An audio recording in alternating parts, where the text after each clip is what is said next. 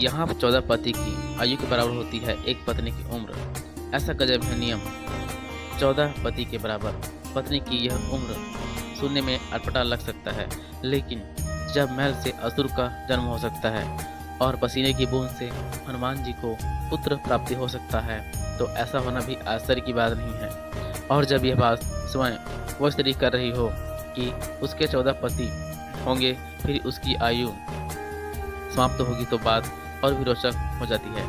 इस रहस्य में आपको और न उलझाते हुए आपको पुराणों की अनोखी कहानियों में ले चलते हैं और बताते हैं कि देवराज इंद्र और अप्सरा की उम्र कितनी होती है, अगले जन्म में इन्हें कौन सा शरीर प्राप्त होता है। इस रहस्य से पर्दा तब उठा जब भगवान शिव के वरदान से उत्पन्न ऋषि मार्कंडेय, जिन्होंने महामृत्युंजय मंत्र की रचना की थी, उनकी तपस्या से घबराए इंद्र ने अपनी अत्यंत रूपवती अप्सरा उर्वशी को उसके पास तपस्या भंग करने के लिए भेजा।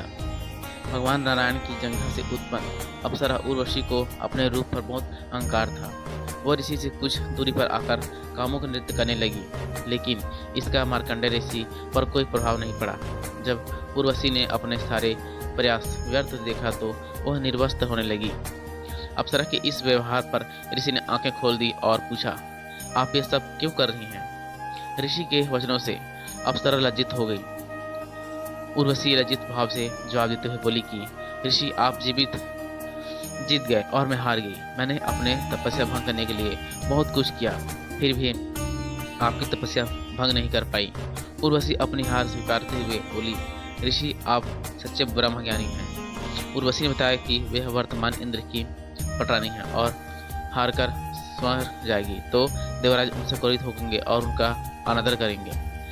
RIS स्त्री शांत भाव से पूछेगी, अभी इंद्राणी है और इंद्र की मृत्यु हो जाए तो आप क्या होंगे? फिर सम्मान क्या होगा? अप्सरा ने बताया कि इंद्र का पद कभी रिक्त नहीं हो सकता। इंद्र के जाने के बाद दूसरे इंद्र उस गद्दी पर आ जाते हैं।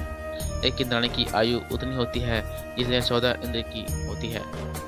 इंद्राणी का पुण्य इंद्र से अधिक होता है, इसलिए वह इंद्र से अधिक समय तक स्वर्ग में रहती है और 14 इंद्र के साथ स्वर्ग का सुख प्राप्त कर सकती हैं। ऋषि ने पूछा कि स्वर्ग से निकलते जाने के बाद इंद्र का क्या होता है?